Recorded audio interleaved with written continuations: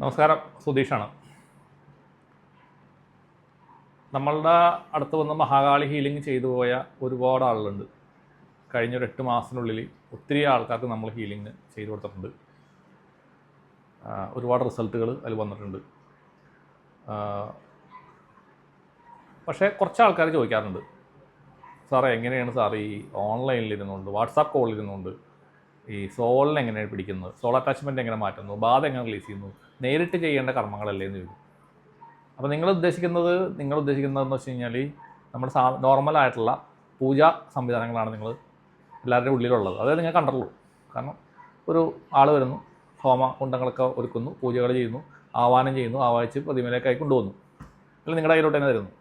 അതെങ്ങനെയാണെന്നുള്ളത് എനിക്ക് വലിയ പിടിപാടില്ല, ഞാൻ കണ്ടിട്ടുണ്ട് ചെയ്യണത്. അത് നമ്മുടെ ട്രഡീഷണൽ ആയിട്ടുള്ള രീതിയാണ്. പക്ഷെ നമ്മളുടെ രീതി അതല്ല. ഇത് ഒരു പുതിയൊരു ടെക്നോളജിയാണ്. കാളി നമുക്ക് സ്വപ്നത്തിൽ വന്ന് തന്നേക്കണ ഒരു പുതിയൊരു സിസ്റ്റമാണ്. അപ്പോൾ ഇതുകൊണ്ട് നമുക്ക് പറ്റണത് എന്താണെന്ന് വെച്ച് കഴിഞ്ഞാൽ, എൻ്റെ മെടുക്കൊണ്ടല്ലാന്ന് ഞാൻ പല പ്രാവശ്യം ഞാൻ പറഞ്ഞിട്ടുണ്ട്, ദേവിയുടെ മെടുക്കൊണ്ടാണ്. ദേവി തന്നെ നേരിട്ടിറങ്ങി വന്ന് ചെയ്യുന്നൊരു പരിപാടിയാണ്. അതിൻ്റെ ദുരിതം എനിക്കാണ് കിട്ടുക, ഞാനത് റിലീസ് ചെയ്ത് കളയുകയും ചെയ്യും. അപ്പോൾ നമ്മൾ 2 ആഴ്ച മുന്നേ ഇതുപോലെ ചെയ്തു കൊടുത്ത ഒരാൾ ഇന്ന് എനിക്ക് മെസ്സേജ് അയച്ചു. അപ്പോൾ എന്നോട് പറഞ്ഞതെന്ന് വെച്ച് കഴിഞ്ഞാൽ വളരെ സന്തോഷമുണ്ട്. അപ്പോൾ ഞാൻ ചോദിച്ചവരുടെ അടുത്ത്, നിങ്ങളുടെ ഈ ഒരു അഭിപ്രായം അല്ലെങ്കിൽ ഇതിനെപ്പറ്റിയുള്ളൊരു നിങ്ങളുടെ കമൻറ്റ് ഞാൻ നമ്മുടെ പ്രേക്ഷകർക്കായിട്ടൊന്ന് റിവീൽ ചെയ്തോട്ടെ എന്ന് വെച്ച്. ഞാൻ ആരോടും ഇതുവരെ ചോദിച്ചിട്ടില്ല, ഒരാളുടെ പേരോ വിവരങ്ങളോ ഒന്നും ഞാൻ വെളിപ്പെടുത്താറുമില്ല. അപ്പോൾ അവർ സന്തോഷത്തോടെ പറഞ്ഞ്, സാറേ ഉറപ്പായിട്ട് സാറ് ചെയ്യണം, കാരണം ഇതേപോലെ ബുദ്ധിമുട്ട് അനുഭവിക്കുന്ന ഒരുപാട് ആളുകൾ നമ്മുടെ ഇടയിലുണ്ട്. സോൾ റിലീസാണ് ചെയ്ത് കൊടുത്തത്. അപ്പോൾ നിങ്ങൾക്ക് ആദ്യം ഞാൻ ആ ഓഡിയോ ക്ലിപ്പ് ഒന്ന് കേൾപ്പിക്കാം.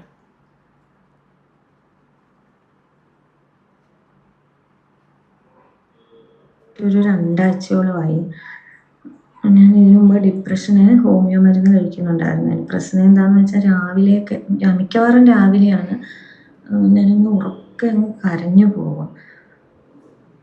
ഇപ്പം യാതൊരു പ്രശ്നവും ഇല്ല. വേറൊരു ആളുടെ കാര്യം പറയും പോലെയാണ് ഞാനിത് പറയുന്നത്. അത്ര ഞാൻ ഫ്രീ ആണിപ്പോൾ. പിന്നെ അമ്പലത്തിലൊന്നും പോകാൻ വയ്യായിരുന്നു. എനിക്കതാണ് ഏറ്റവും അത്ഭുതമായിട്ട് തോന്നുന്നത്. അമ്പലത്തിൽ പോകുമ്പോൾ അങ്ങനെ നമ്മൾ ഭഗവാനെ കാണുമ്പോൾ തന്നെ എനിക്കൊന്ന് സങ്കടമാണ് വരുന്നത്. എന്താണെന്നറിഞ്ഞൂടാ. പിന്നെ ഞാൻ വീട്ടിൽ വരുമ്പോഴത്തേക്കും പിന്നെ അതിൻ്റെ തുടർച്ചയായിട്ട് പിന്നെ കരച്ചിലും ബഹളവും ഒക്കെ ആയി, അങ്ങനെയൊക്കെ ആയിരുന്നു.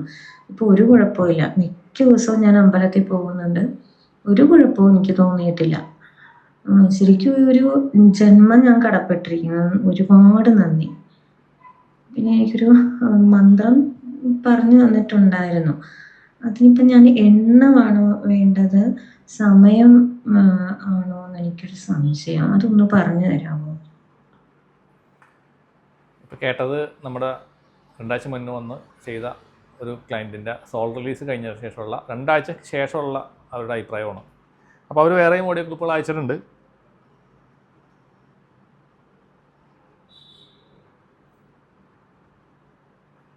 ഞാൻ ഇങ്ങനെ ഒരു റേക്കി ഹീലിംഗ് അങ്ങനെ ഞാൻ കേട്ടിട്ടില്ല. നമ്മുടെ സുഹൃത്തുക്കളാരും പറഞ്ഞ് എനിക്കറിയില്ല, നേരിട്ട് പറഞ്ഞ് അറിവില്ല.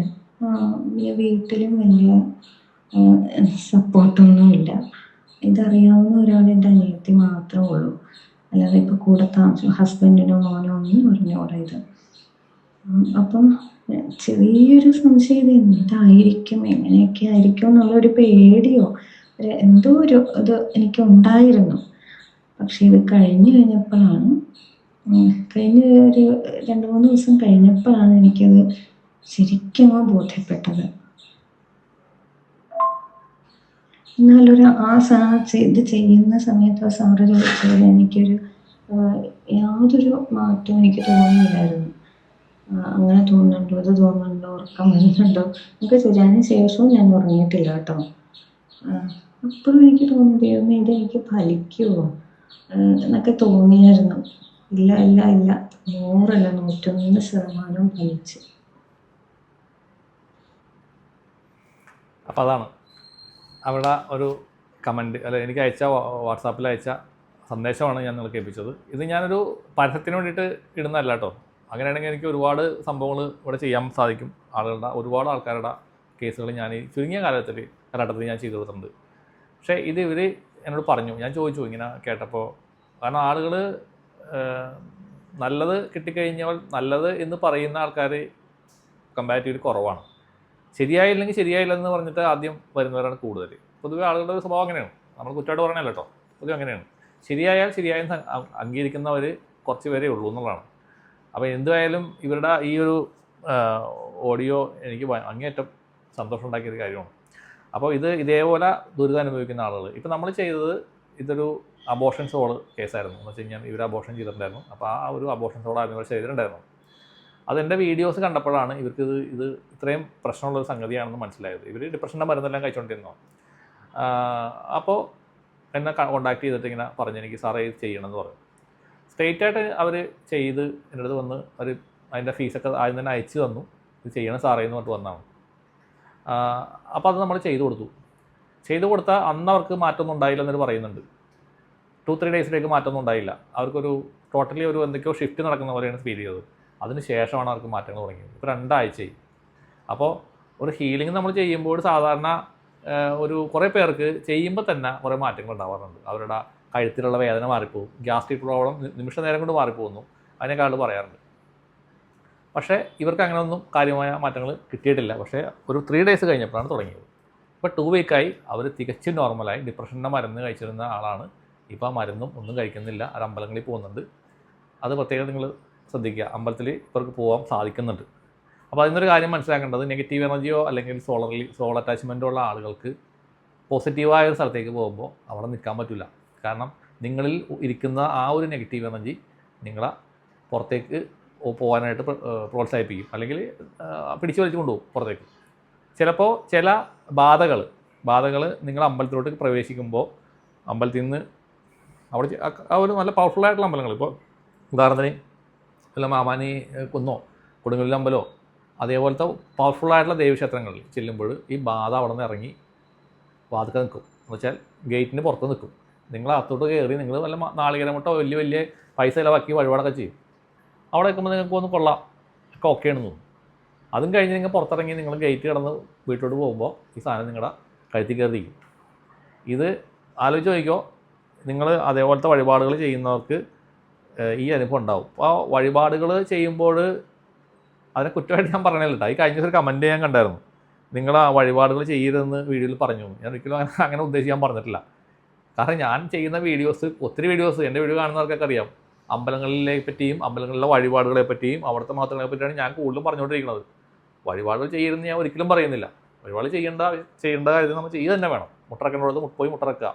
പക്ഷേ കേൾക്കുന്നവരുടെ ഒരു പ്രശ്നമാണത്. ഞാൻ പറയുന്നത് എന്താണെന്നുള്ളത് മനസ്സിലാകാത്തതുകൊണ്ടാണ് അങ്ങനെ ആ ചോദ്യം ചോദിക്കുന്നത്. കാരണം ആവശ്യമുള്ള വഴിപാടുകൾ ചെയ്താൽ മതി. അനാവശ്യമായിട്ട് നിങ്ങൾ ഒരുപാട് സംഖ്യ അതിൻ്റെ പുറകെ ചിലവാക്കി നിങ്ങളുടെ വിലപ്പെട്ട ആ ഒരു സമയവും പൈസയും കളയുന്നതിനോട് എനിക്ക് അഭിപ്രായമില്ല. അത്രയും ഞാൻ ഉദ്ദേശിച്ചുള്ളൂ.